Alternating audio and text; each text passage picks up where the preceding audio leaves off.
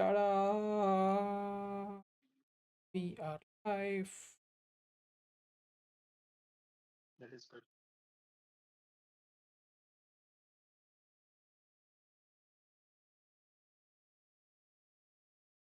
So I'm just checking for the live. Mhm. Yeah, I've set it to ultra low latency. I believe like that goes to 3 to 4 seconds in the server. That is good.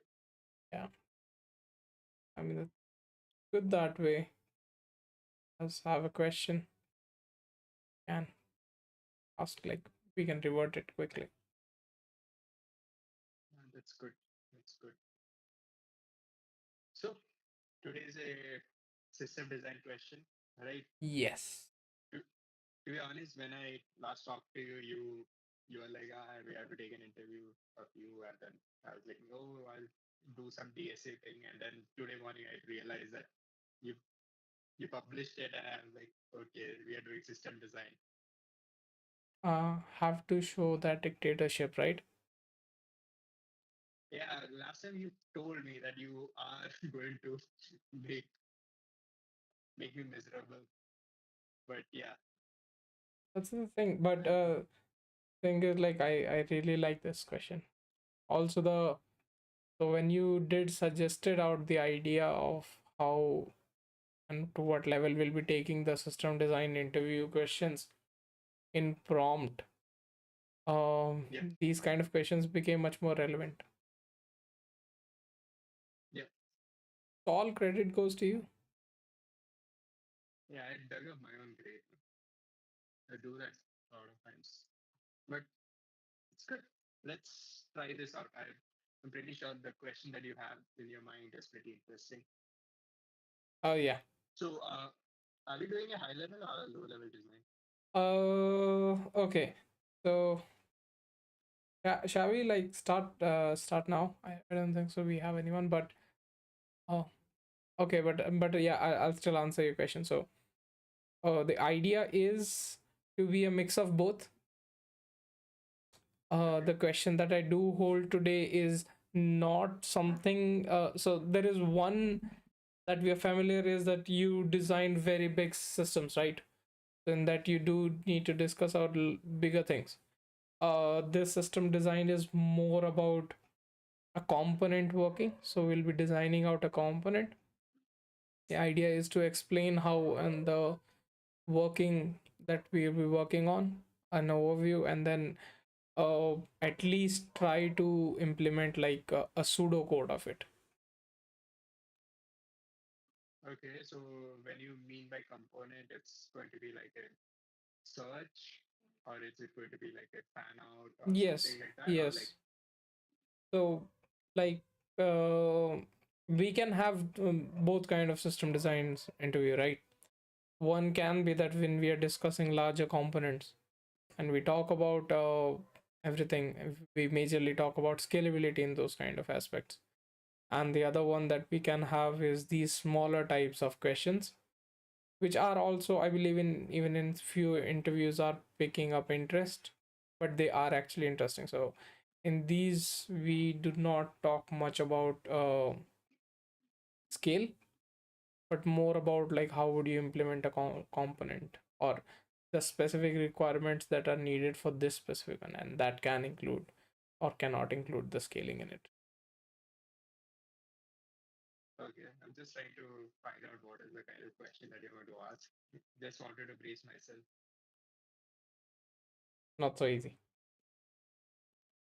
Cool. Okay. So I think we should start introducing ourselves. Sure. So, hello everyone. Welcome to Prompt. This is your online platform for interviews, and we do system design and DSA coding interviews here. This is a community that we are trying to build every day together. Please feel free to reach out to us on the channel, on the LinkedIn, if you do have any doubts regarding the design, the systems, or anything like that. Or if you're preparing for any of the interview, do ping us if you want us to take your interviews. We are more than happy to do that. Oh, yes, and we are here with our champion, Gautam. Please. to say, but like I'm Gautam. So I'm a software developer in Atlassian, and I mainly work with backend engineering. So I have like a 4 year experience, I guess. And what do I say? Like I enjoy being interviewed, and I do genuinely try to interview a lot of people. So anyone who wants to get some guidance towards the interview process, like negotiation of salary and all those stuff, you can always contact us. We'll try to guide you as much as possible because we have been through a lot of interviews and like these things are pretty normal for us. Perfect. So anyone, if facing any of the problem, do let us know in the chat. We will be active like there. And so maybe we can start off the question now. Yeah. Yeah. Sure, Gautam. So today we'll be working on a system design question. And the question that I do have for you is a Bloom filter. So the idea is to understand and then try to code out a sample Bloom filter, the core components of it, and take it from there.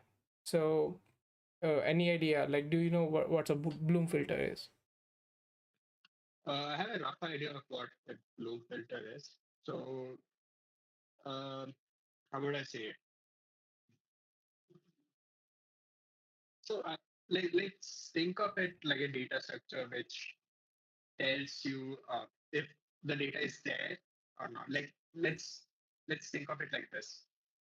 There's a data structure which uses some kind of logic to tell you if the data is either not there or it might be there.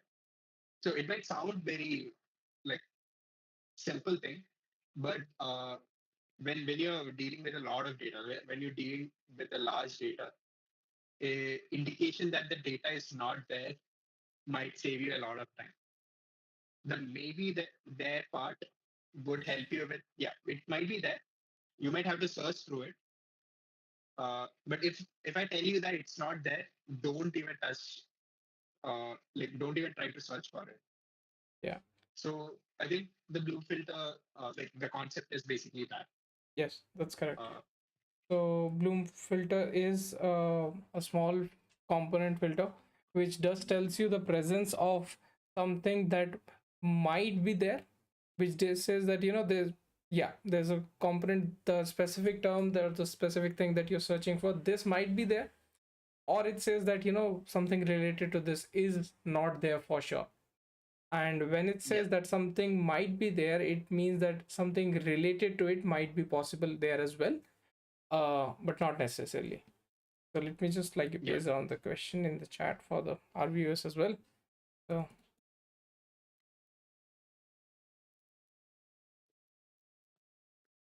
so let's take an example of something as when we do search for the usernames, when we're trying to create Mhm. out an account, right?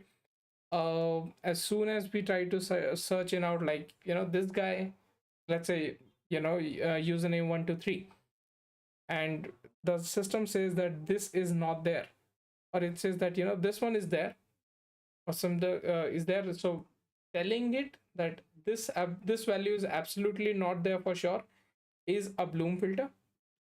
So in which what you can do is that you can save yourself from the query or the DB call, and then can make absolute decisions on top of it. So that's the basic idea that we have for a Bloom filter.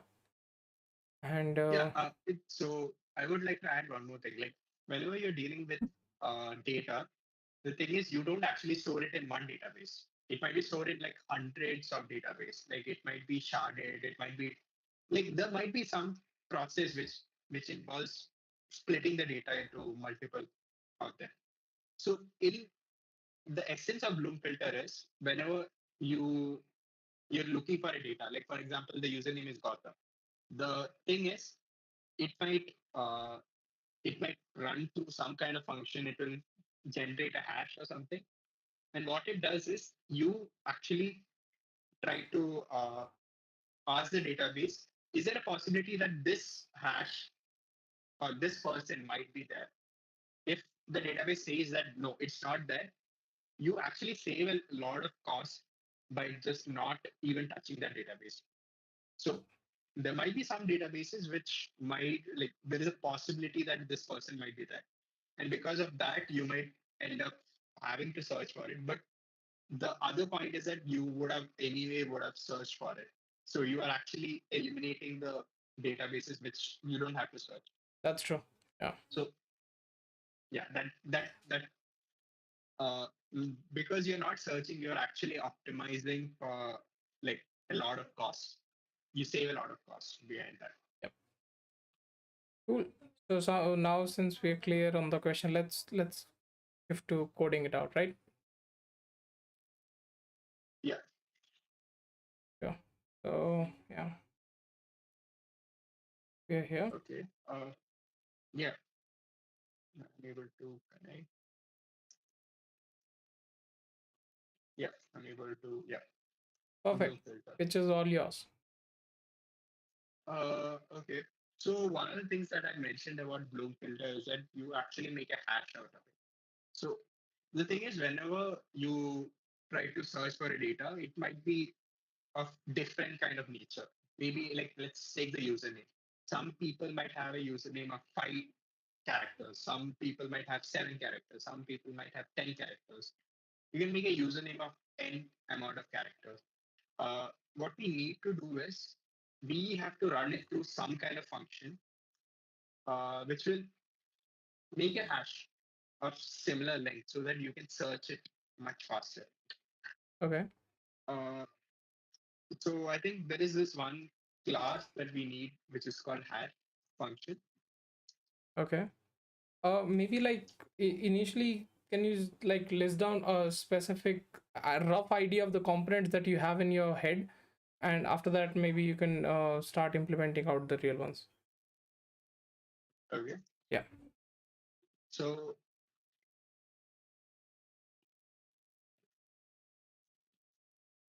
one thing is hash function. Mm-hmm. Uh, do I need to actually look at the data store or database? No.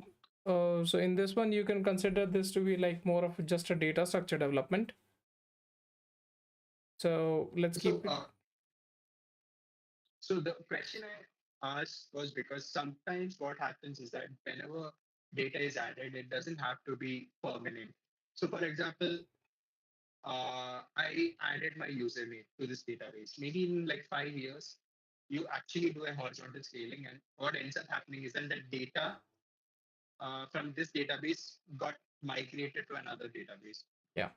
And because my name is not there, uh, when you do an Bloom filter for this, uh, you will get a positive for that. Yes. Maybe removing my name, what happens to that? The same, what do you call that? So the topic that you're saying is more of like we can take it as a challenge in Bloom filter when you're trying to, let's say, rescale, or when you're trying to scale it up. Yeah. So right now I think like we will try to concentrate more of as uh, we will take that topic if we have time, but considering more if it just as the core with the Bloom filter itself, not the component that it will get connected to. Okay. More I mean by that is, for example, I'm doing my hash function, that search that you're saying, within the Bloom filter, and not in the DB for now. And the topic that you have said, we will be discussing it out, like if we can find out an answer, how do we want to increase or reduce a filter size. That makes sense. Okay. So we don't have to count the number of occurrences and all, right? For example, if there is a data and you have some amount of occurrences for that, the minimum number of occurrences that you have to actually search for. We don't have to index and all, right? No, no. So I think the two components are the filter and a hash function. This would be more or less what you would need to make a basic Bloom filter. Okay. uh, can you like tell me each like functionality of both of those that you're thinking? So the hash function, what its job is, that it might be a black box for the Bloom filter, but what happens is that the data is given to the hash function to process it. It might be MD5 or it puts out a output. It puts out an output which could be used by the the filter. The filter, what we do is we store this data. Like for example, let's say that the hash function gave me this. Okay. Now, okay, how do I explain it better? If you want, we can take an example as Okay, let's take an example. So there are two DBs. Okay. well. Yeah. One of them has my name, one of them has your name. Sorry. Okay. So for me, when I pass it through the the hash function of my name, it outputs, for example, this a binary value. Okay.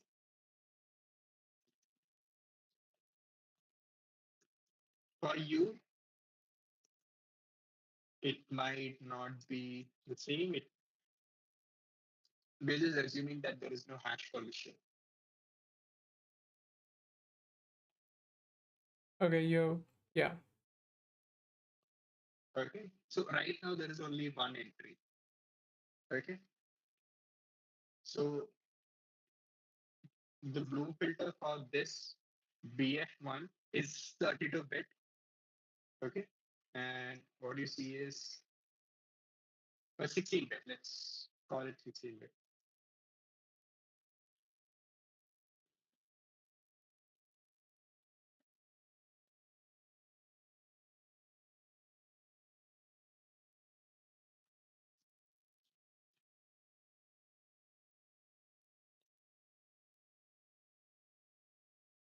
Okay.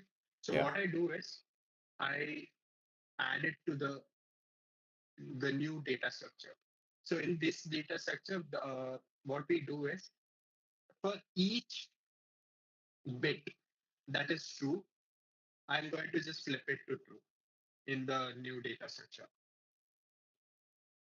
Okay. So in that, whenever I try to find Sahil, okay, in the blue filter for the DB1, what ends up happening is that I will pass it through the filter.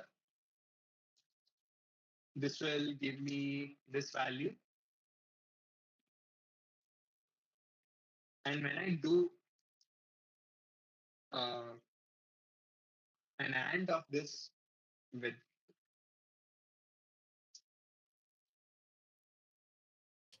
the DB1 Bloom filter, it will give me a different value. If the AND value is different, that means that some of those bits have changed. Okay.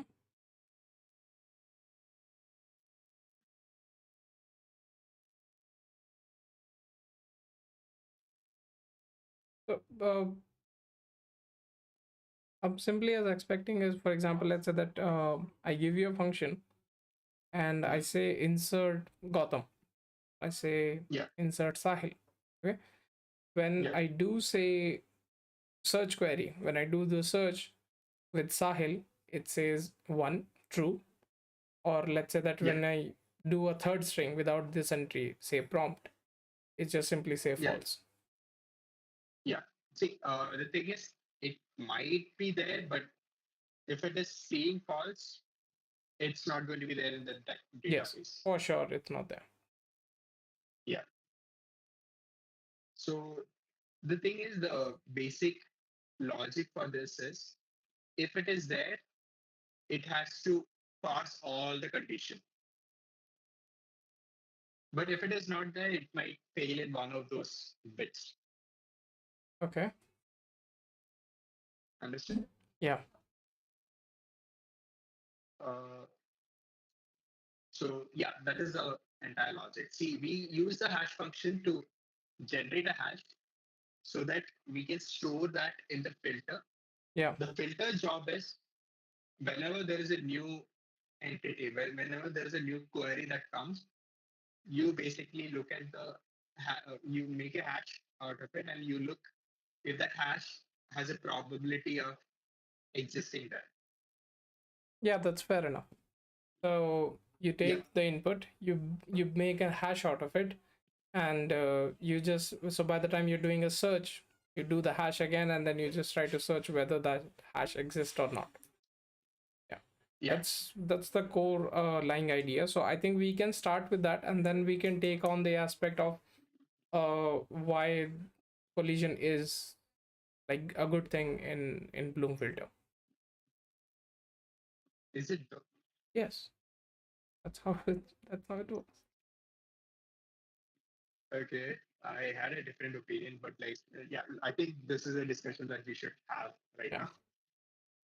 So let's. So I'm just right now implementing. I'm very sorry. Should I start implementing or like? Yeah, we can. You have laid out the foundation. We can work on Yeah. that. So HF5. This is a custom function that I'm making. Okay, let's talk about the structure of the hash function. So you initialize it with some kind of logic. You have to have some kind of logic, right? So we have to get the hash.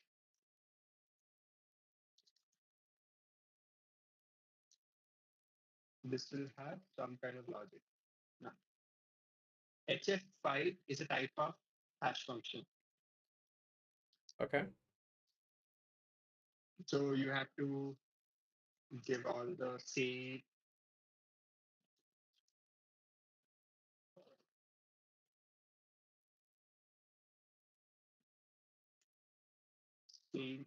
functions. So it's a what do you call inheritance. It's a type of hash function. So you inherit all the variables and functions from that. Okay. So for get hash, maybe I'll just make up a logic right now. Sure. Even if you want, Uh, we can work with the pseudo of this. Anyway, yeah. Okay. I think the pseudo would be pretty good. yeah. Now there is a new thing. There's a new class called filter.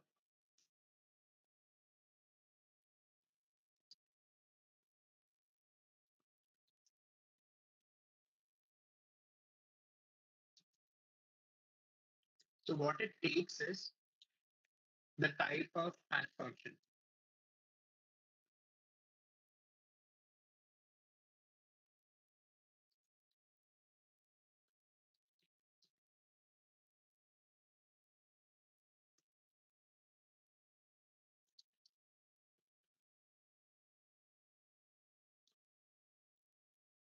Okay.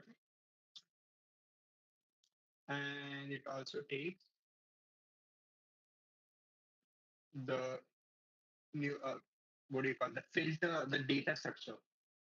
Yes.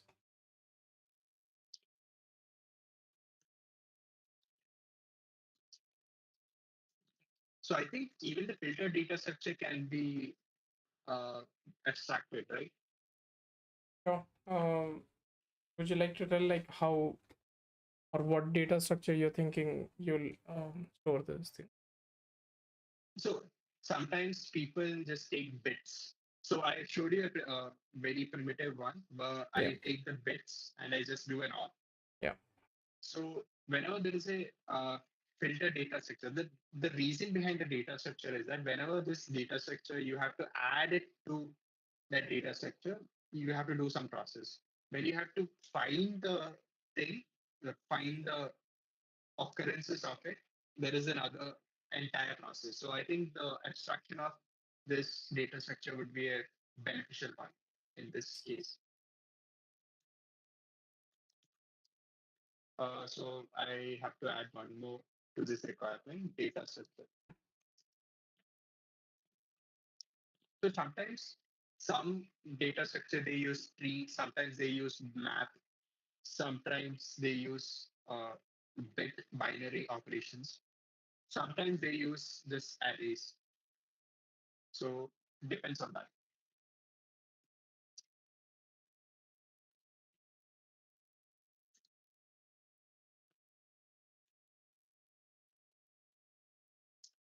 So the same thing.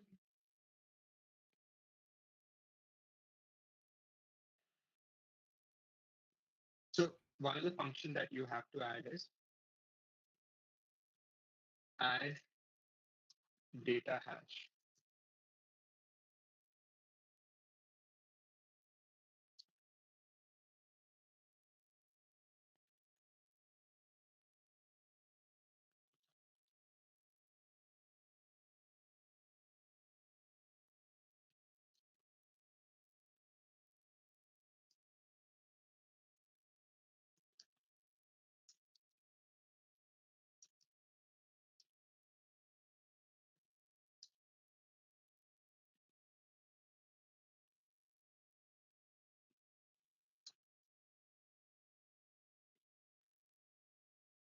So I have a blue filter data structure and I have to add this. Okay. So I think the blue filter data structure is also done. Uh, I think we can add, I think we can start doing more stuff to this. Okay. I know there is an error over here. So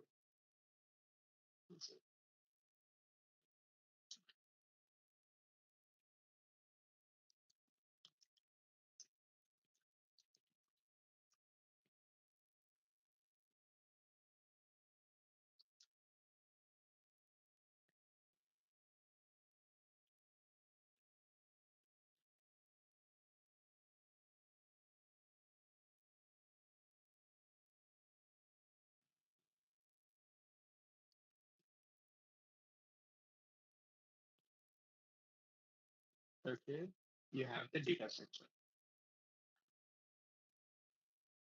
Now you have it. Let's see. Add data to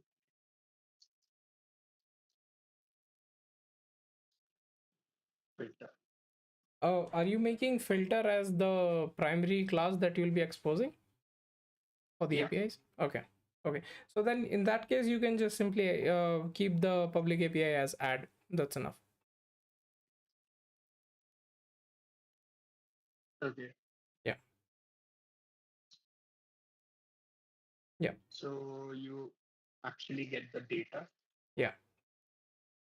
So what we do is we get the hash data hash equal to self dot hash function of data. Yeah. Should we actually see the hash function will give you a hash, right? Yes. See, I think even for the hash, I should be abstracting it. What do you think? Should we abstract that also, or like Define abstract. What do you mean? abstraction of hash? Like hash can be of different nature, right? Yeah. So it could be just a number, it could be just string, it Yeah. could be This just a is, binary value. yeah, this is the thing. So, my understanding with this was that you, let's say that you create a number out of it, your hash as being Mm, just completely a number, and that number can be a location, right? mm, So let's say that if you have a linear data structure, you have a very big array, and you know that with the name Gotham, I got a hash value of, let's say, 1000. So you point to the 1000th location in that array, and then you mark that bit as 1. stating that you have that value.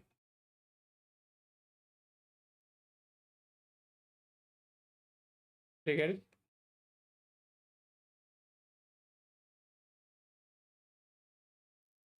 Gautam?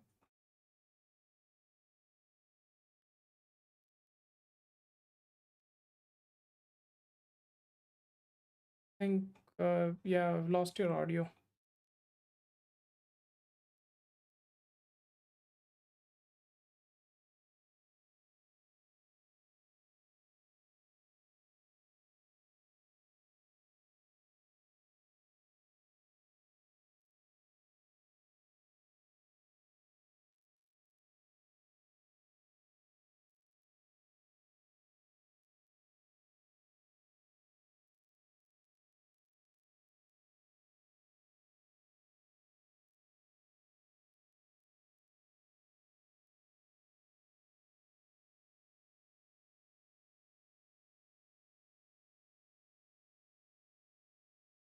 Oh, Gautam, we can't hear you.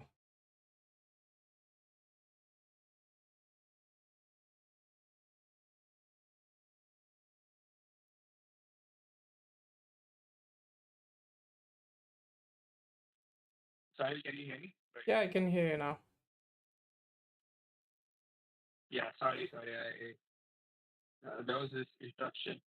All of a sudden, my Bluetooth headset just wanted to shift to another one. That is a problem with a headphone which has like dual channel. So you see, seems like a convenience, but sometimes what happens is that whenever there's a call or some kind of notification, it just takes the other device and then it happens. Got it. Yeah. So, So to back to the idea that what I was thinking, and the question that you asked me, that what abstraction type I should be having with the hash. So let's say that we do consider something it being just a number, okay, and I have these four locations, okay, and I do mm, have Sahil. When I create yeah, Sahil, it, let's say my hash functions returns me 3, okay. mm, In my linear array for simpleton, I have my linear array. I get a hash function value here as 3. I come to 3 and I mark 3 as 1, which simply says that, yeah, my value is there. Now, uh, the point that you made, that abstraction of hash, can it be numbers? That is a very good way that I was thinking as well. But you do need to understand this as well, that hashes are very discrete and hashes do not have collision. So I don't think so you can like probably make a very big linear data structure out of it, because then your Bloom filter will be consuming a lot of space. yeah. So it's a matter of see. The thing is, whenever there is a collision that happens, it means that the hash function that you have written uh, might not be up for it. So sometimes what happens is that see you can start with something very simple like just sum up all the number and just do a modulus of 100 or something like Yeah, that. So that will ensure that see the thing is at the end of the day how well a hash function is made is through the possibility of collision. How much percentage of collision is happening, and that is a trade-off that we should yeah. actually be looking forward to. But in this one, I would expect you to have a bad so since, because the size of the filter, the storage that the filter is taking should be in a specific range. I cannot have like an infinite size of a Bloom filter, right? So you do need to might want to use collision as a good thing here in your Bloom filter. So but maybe we can, like, once you're done with your implementation, I can give you that bit as a cherry on top to work upon it, and then maybe you can optimize your code. And I do see that you're writing down your code as like modularly, so I think you would not be having much of an issue when you are working on that component. Yeah. So right now we are going with very simple hash that Yes. we are not going to like design it further, right? Yeah, your call. I think we will just stick with a very simple hash. Perfect. Yeah. Okay. So add data hash. from the hash function, you take it from there and then filter data structure, you actually put the hash.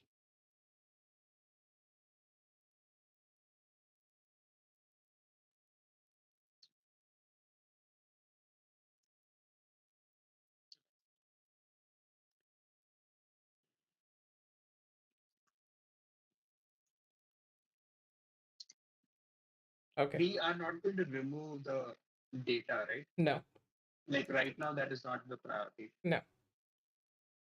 Okay. So I just There expect you is, to add values to your Bloom filter and search for it. That's it. okay. So search is Yes. another component that we need to have. So in this, you need, you do the same thing. You take the data hash Yes. and then you actually look at the search for the data, right? Mm-hmm.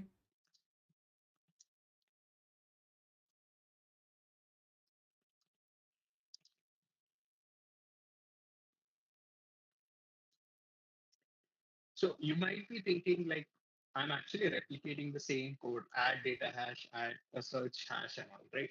So sometimes what can happen is that you might actually be asked to add more hash functions. It might be a list of hash functions, right? Yeah. So that can also happen. So I was supposed to abstract this.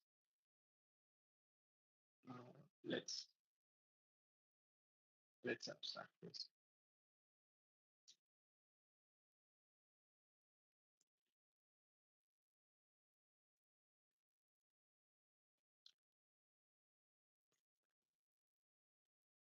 Okay.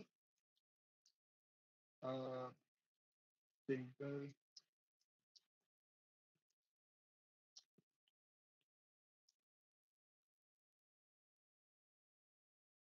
is a type of filter.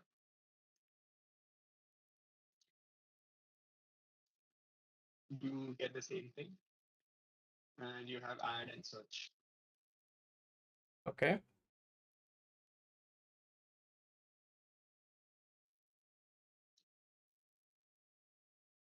right?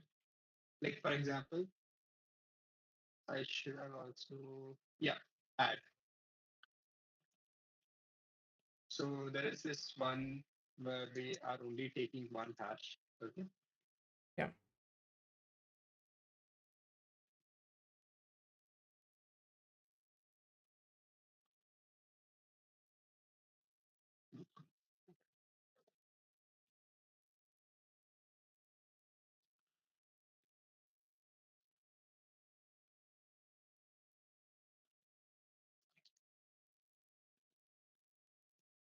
We take the hash and then we supply it to the filter data structure.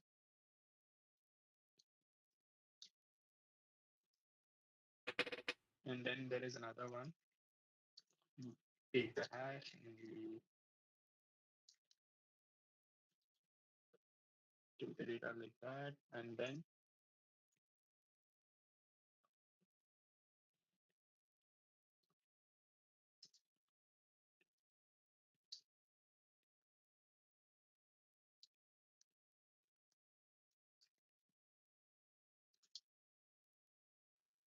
okay. So I think I should have written it in a fashion which would have been, what do you call it? Compliant to Python 3. That would have made it much more easier. Okay.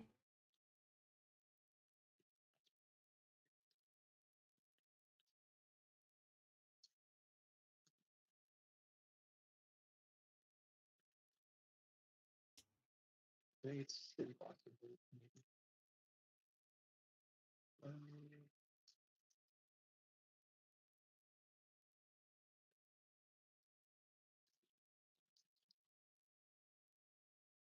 yeah, still possible. Right. So this is like your base code for the Bloom filter, right? Yeah. Okay. Uh, Maybe if you can give us like a quick flow of running, how you're thinking, and then I can ask my doubts on top of it. Okay, I'll just show you how this is going to work. Right. So, for example, we made a like we actually had an abstraction. We'll just shift all the abstractions to the top. It makes it easier. Uh,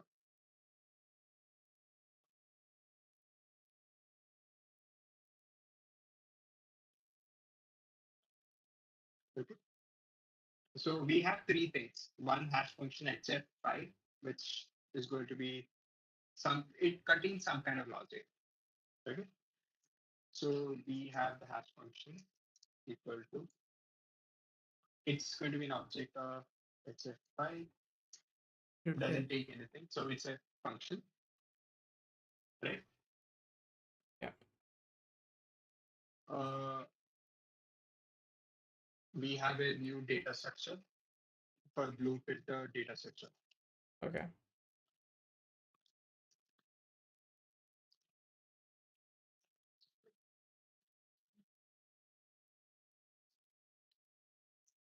And we added to simple blue filter,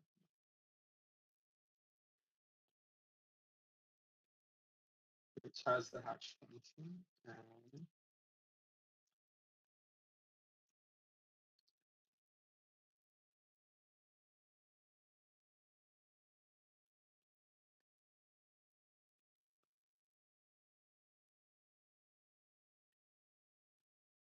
sorry, I should have named it better.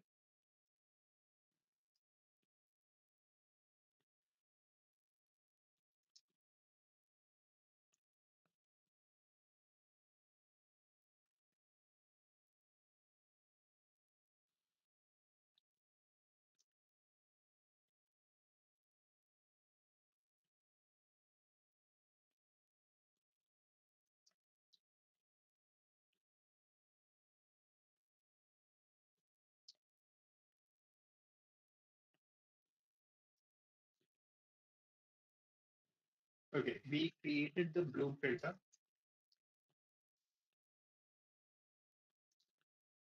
Okay.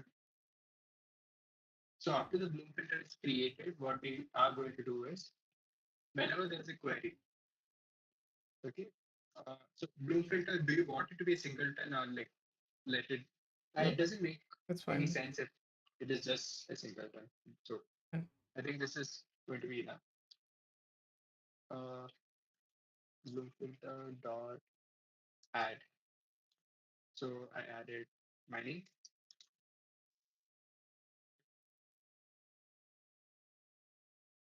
yeah,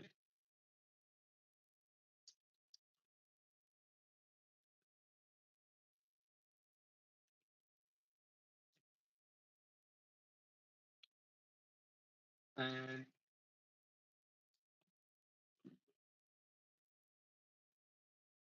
filter dot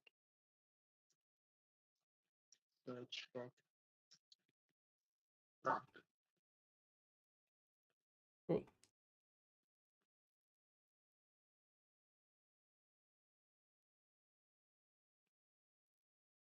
So it's doing some kind of spell check on all the No, yeah, yeah, variables. that's fine. That's by me.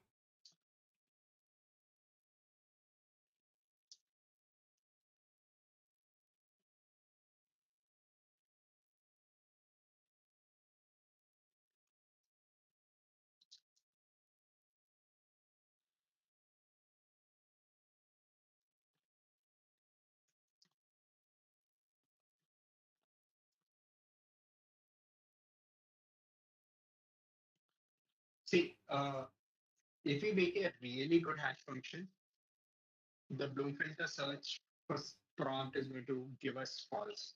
But uh, in this case, it might come as false or it might come as true. But in our case, we are going to assume that it is going to come as false for now. Okay. So your code does looks good. You have made the things, but there is like still one bit where I'm still not convinced it to regard it as a complete Bloom filter. Okay. Okay. Um, and here is what my understanding and my question lies. Okay. So uh,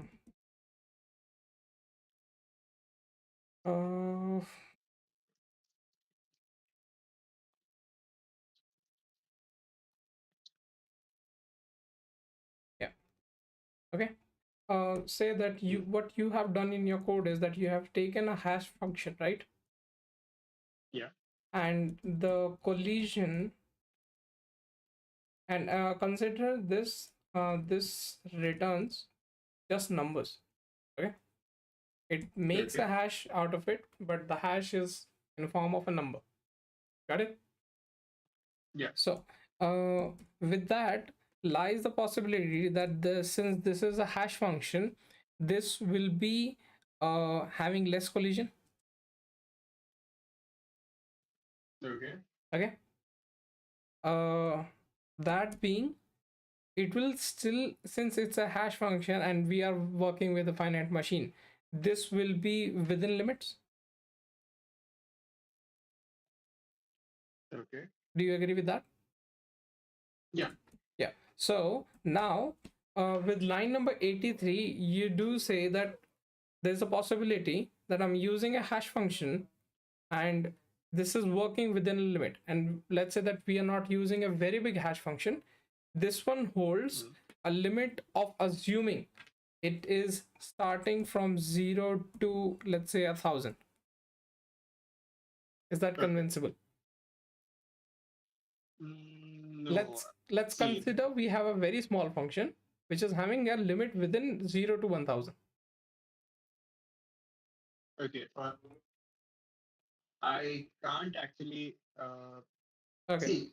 There is a case where there are 1,000 entities which might be different, but then 1,001. The this is better, but this still the limiting factor is that it is the how big of a Exactly. uh, Exactly. I'm putting it small so that like I will be able to make the problem less complicated. yeah. So let's consider you have a limit of 10 power 9. So your hash value produces a number between 0 to 10 power 9, right? Yeah. Perfect. Uh, Now the hash function says that when I do return something as a true, there's a possibility that this might be available, but I'm not sure. Mm. But if it's not there, Yeah. I'm perfectly sure that this is not there, right? Yeah. Yeah. So let's say that when you do have this very big of a limit from both of the ends, and I'll Mm. be having a very less collision in that, I'll be having a very sparse matrix or very sparse data structure, right? So you'll Yeah. be wasting a lot of space in it. Uh, Yeah. do you think that you can actually save me these empty bits which are present in this to consider, let's say that I want to have a Bloom filter of only size say 64 now, and within that 64 uh, I need to boil down all the values that I hold, and let me tell you how or what I was thinking till this time. So say that Okay. you are produced one of the number within this range with your first function that you have implemented. Okay, you get a value, Okay.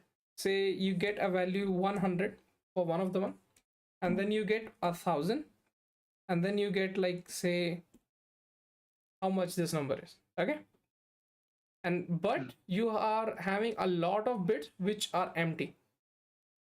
Now what you do is, since the objective of the Bloom filter you're saying is that I possibly say it's true if I have it, but if I don't have it, I'm Mm. sure I don't have it. Yeah. Okay, so uh, I have this as a range stating that I cannot have a Bloom filter size of, let's say, more than 64 bits. So what I did was I divided these guys with 64. Okay. So now I'm having a array. Consider that this was an array, which is having a range till 10 power 9. I've reduced it to 64. Yeah. Okay. So now all of these numbers, when they're divided with 64, I'll be having their remainder within the range of 0 till 63. Yeah. Correct. Now, if now let me shrink down, and this is an assumption case, that when I do divide these guys by 64, all of them are having same reminder. Let's say that, assuming, Okay. okay, you have three numbers x, y, and z. When you divide it by 64, you're getting the same reminders. So when you have this 64-bit array, they will be setting a bit to 1 for all of the same, right? So let's Yeah. say all of them are having x bit, x location where they are setting the bit true. Yeah. So now they have bit to 1 in x position. Now x is being stated as true in the case of 100, and when 1000 came in picture, it made true for 1000 as well. And let's say 100,000 million, 100 million. With this number, you can't read it. With this number as well. Okay. Once that is done, now what happens is, if I don't have this number for a moment, got it? With these two numbers, the bit x is set to 1, means that I have something in that location, even for the big guy number, right? But when, Yeah. so it will return true for this. But when I do return input search as 1,000 is having the same reminder, like the first of the real number, through that I obtained 1,000, and then through 64 dividing I get x again, but x is already set to 1. In this case, it will say, yeah, I have 1,000 as well, but 1,000 is actually not there in my value anymore. So that's how Yeah. it does gives you a false positive. Yeah. And if, but in the case of, let's say that if I was having something as 999 in this and 64, so I'll be having something of a reminder, let's say x minus 1, and my x minus 1 is 0. It says that it's true that I don't have 999 in my value. Okay. Yeah. Do you think that you can implement this small scale down, or is it too much? Uh, Actually, like we're talking about how hash function is used to get the what do you call get the hash, and then we try to look at the We just need to like uh, trim it down. yeah, we can do that. Yeah. But in this, what we are doing is we are using another hash function. I have this doubt. Like, are we using another hash function just to To uh, somehow? so we cannot, like, let in this case we shall not call it another hash. It's more of like we are limiting our number, so it's more of a size limiter. Mhm. We can consider this to be a prime number, or the specific size that I consider it to be, and then each time I do get your yeah, this one. After this, I add another statement to trim to size, and then I add it to my data. Okay, we can do that. By the way, you know that if a hash function's job is to be consistent for the same data. Yes. So if I'm telling that I'm giving an apple, it will always give me some value. Like maybe if I give it apple, if it gives me orange, every time I give it apple, it should return me orange. So that is a thing. But the thing is, for hash function, it should be one way. If I try to shove back the orange, it should not give me back apple. So Okay. uh, the thing is, if I give apple and it gives me orange, now I try to provide it with orange, it might give me something else. So you can actually do it like take the hash and give it to another hash function, and it Yeah. will give me a separate hash, which Yeah. would be of our use. Yeah. Yeah. So And shall but I do it this, like that? yeah, you can say that. And this hash objective is actually just to keep it within my range. And considering that, this rough sketch that I've done, the false positive returns that it does gives is actually happening because of the second function now, second hash. Okay. Yeah. So in this, we are still using one data structure, right? Yes. Yes. I think like for this implementation, one data structure is good enough, because you can the value update that you're doing here, you can make one operation of another hash on top of it and then just store it at once. You don't actually need to keep a replica of that intermediate data, right? Or if you have like any Yeah. other solution in your head, please feel free to answer. So I have multi-blue filter, Mm-hmm. okay, which is a type of filter, and the thing is,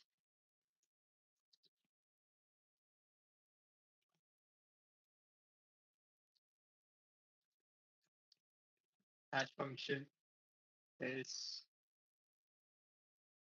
sorry, I want to copy this. It's a type of list.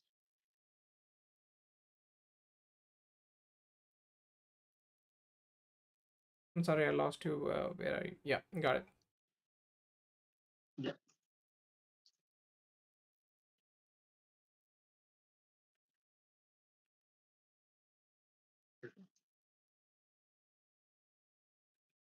I don't know why my keyboard is sort of not agreeing with me right now. Yeah. Computers aren't mean, they behave weird in front of friends. So you consider me as a friend. It's a huge deal for me. But I did not expect you to give me such questions. So friends This always go easy on other friends. this is a good one, right? Mm. By the way, you're So writing real clear code. I really love your code, man. thank you for hash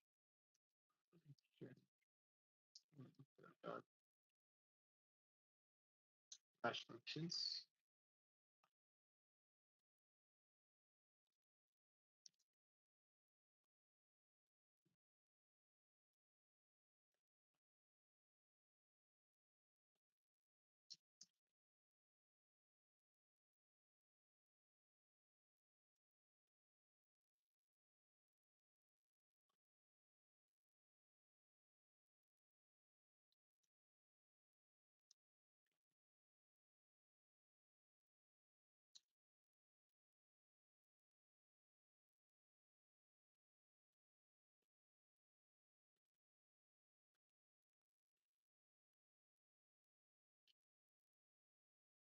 I think this should do it. Hmm? What So is? in this, we are passing it through multiple hash functions. So I'll just show you how this is done. Multi-filter.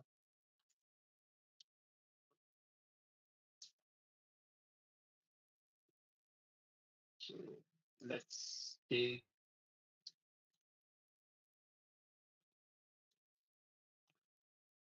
I'm doing it bitwise twice, for example. Okay. Yeah. This is just for uh, sorry, HFI, not the structure. Sorry, I by mistake I mistook the structure as the hash function.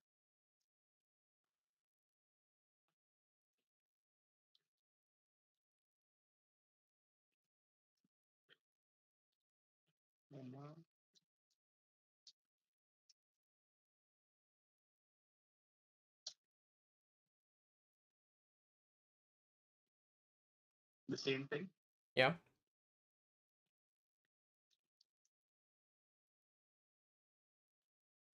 Capital L. Yeah. Yeah.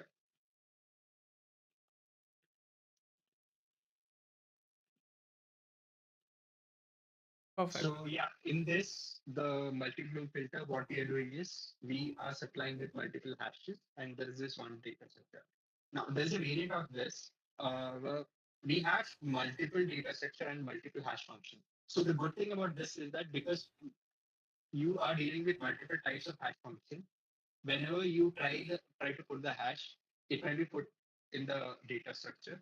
The thing is, all the data which we supply, it will provide a hash which should go through all the hashes and all the hash to data structure pair, and it has to be true to all of them.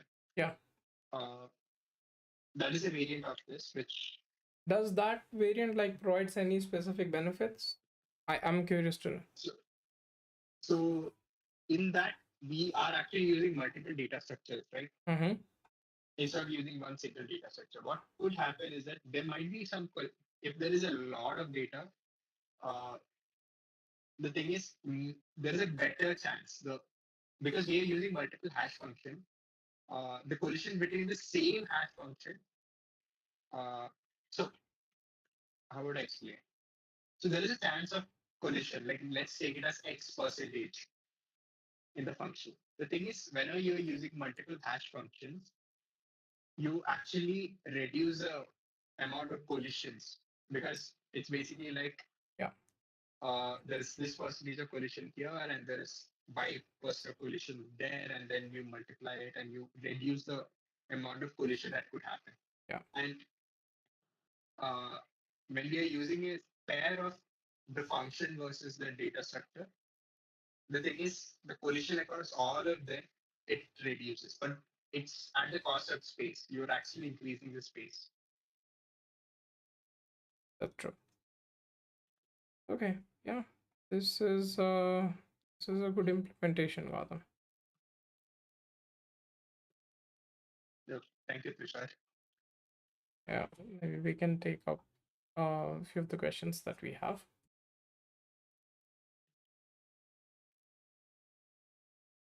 I think we crossed the 45-minute mark. Across the what? So, can you show me the code? Like Tushar wanted to see the part, the loop part. Okay. Thank you, Ayush.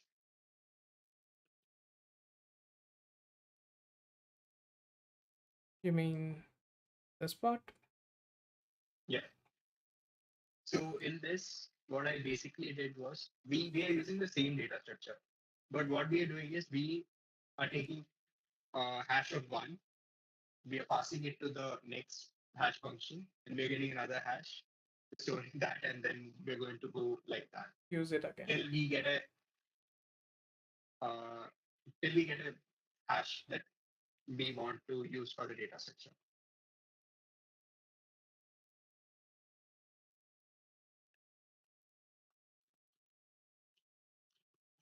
Yeah. Hey, who's Ayush? Hi, Ayush. Gautam, you are increasing your followers day by day. I think I should be the one who will be giving the system design interviews as well. Yeah. So in So system what if design, there we is a don't collision? actually, sorry, I was just reading out one of the questions from Tushar. So in system design, we don't actually need to write the any functionality, just the structure of the class is enough. It does depends. So you be like in the case of low level designs, you are expected to write down the class structures. But in the cases of like few of the one that the component level that, like, let's say that we discussed, uh, you are expected to write down the core functionality, not everything, but the core functionality of how things will be working and things will be built under it. Yeah, Tushar has a really good point. What if the collision happens in the first hash itself? Yeah, that can happen. So this is on the basis of where the collision happens and how, like, if it happens in the last one, it is still safe. The thing is, I told you about the alternative where there is a data structure to hash, right? So in that, we are supplying the data to multiple hashes. We are not taking the hash of uh, one of the hash function and then giving it to another one. So whenever you're giving the data to multiple hash functions, you get multiple data hash, and you use those multiple hash to their own data structure, and then you try to search it across all those data structure.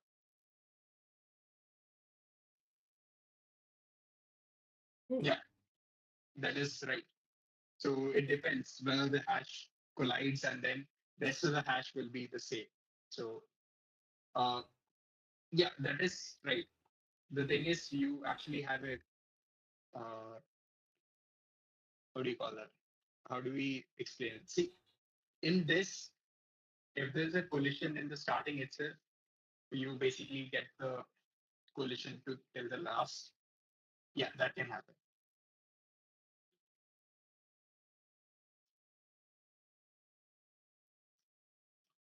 So for this use case where Sahil was talking about the 1,000, 100, and all those, so he was asking me if there is a way we can reduce the hash to a point where it is easier to store.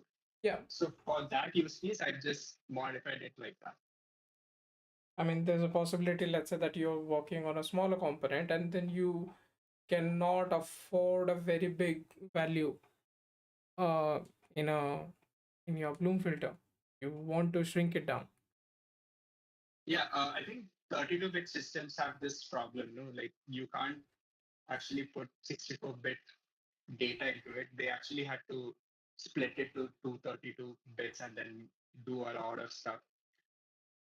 So currently we don't face those kind of issues, but just in case if there is a question like that in the interview, we might want to do something similar to this.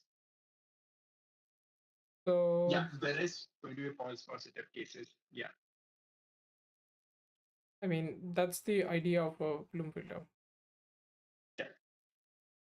Tushar is actually giving a really good point, which I did not cover. So kudos to Tushar. Actually, uh, I think you are very well versed with this part. part. Cool. This this was a good discussion with you, Gautam. Think I think we can have like a little bit different difficult version for this the next session with you.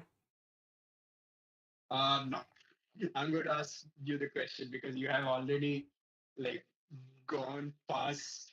Like my expectation was DSA, and all of a sudden today morning I get to know that it is a system design, and I had to go through a lot of pages. And I thought that it would be high level, but then you gave me a bouncer and you gave me a component level question, which was out of the park. Somehow I had to remember those stuff. But yeah, Well, it was fun. I think you did enjoy it. yeah, a little. But next time I'm going to give you the question. Cool. So yeah, next time Gautam will be the interviewer. I'll be the interviewee, and feel free to, guys, feel free to ask any of the questions that you do have even after the session. We'll be happy to answer them out. And do please try to reach out to us, try to reach out, make the videos reach to the person who do needs to see this. People who do want to come up for the interviews, please feel free to join us anytime. Yep. Thank you guys for Cool. joining this time. Yeah. Hope to make more contents later. Maybe make it more interesting. Yes. Till next time, guys, then. Yeah. Bye bye. Yeah, please subscribe. Bye. Thank you.